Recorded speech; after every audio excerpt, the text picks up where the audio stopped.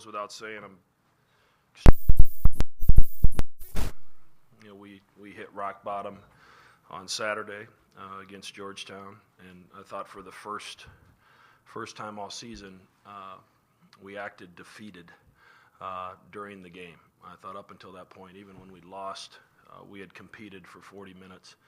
But when they went on a little run to stretch a lead out early in the second half, we were defeated. So for them to bounce back and play the way they did tonight, in particular defensively, Xavier's a difficult team to guard because they have so many weapons, and they're so good in transition.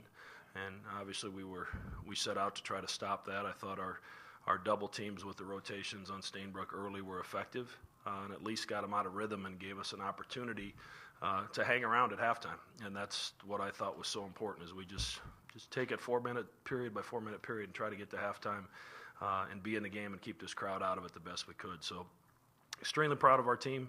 We beat a good basketball team that doesn't lose much here at home, so I'm extremely proud of them. Questions? So, Coach, when you had the ball in the last possession, D. Davis takes it in for the layup. Did that surprise you? What was kind of your defensive message to the guys at that point? Well, there's 17 seconds left, so there's two schools of thought, and I think most coaches are going to try to get a quick two if you can, without much time going off, and I think that's what they were trying to do. And I thought our guys made a good play on it. They had shown in the past D likes to fake that little handoff, and I thought we defended it pretty well. So what their strategy certainly didn't surprise me. It's something I would have done something similar in that situation. What did you see from their defensive game plan? Like made some early adjustments there and got the truckload going inside, and even Artino on some pick and roll. What did you see from the defensive game? Well, we just wanted to try to pull Matt away from the basket and put him in ball screens as much as we can. And Austin Chapman, I thought, played one of his better games in conference play. He struggled as of late. Devin Brooks got into seams and made plays. And when you're stretching out on ball screens like that, somebody's got to help on the roll, and that's going to leave a shooter somewhere. And when we make shots, we're a pretty good basketball team. We're the same team that won at Nebraska and beat Oklahoma. And when we make shots, obviously the numbers say that we've really struggled to make shots during the course of the year. But we made shots against St. John's, we won. We made shots tonight, we won. It's pretty simple. It's a make baskets type of game. If you make baskets, you're usually in pretty good shape.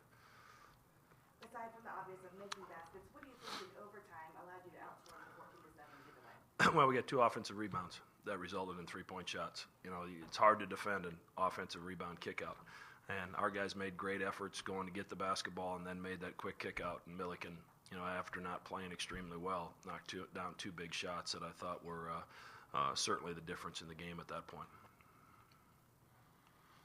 So for you to get the first conference win on the road, and again another monkey off your back, and as you're going towards the next one here?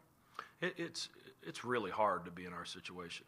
And, I think people think coaches do their best jobs when their teams are winning, and that's when players do the best job. And I would argue that's almost the opposite. It's hard when you're struggling. It's hard for a coaching staff to come up with ways to keep the team motivated, and my staff's done an unbelievable job of getting these guys ready every day. And to our seniors' credit in particular, they show up to practice every day with the right kind of attitude and mindset.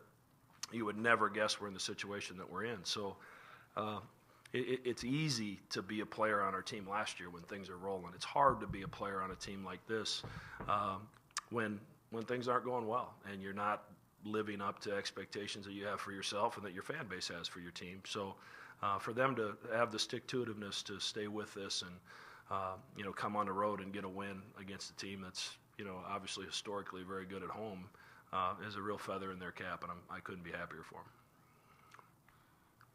Any other questions? Thank you.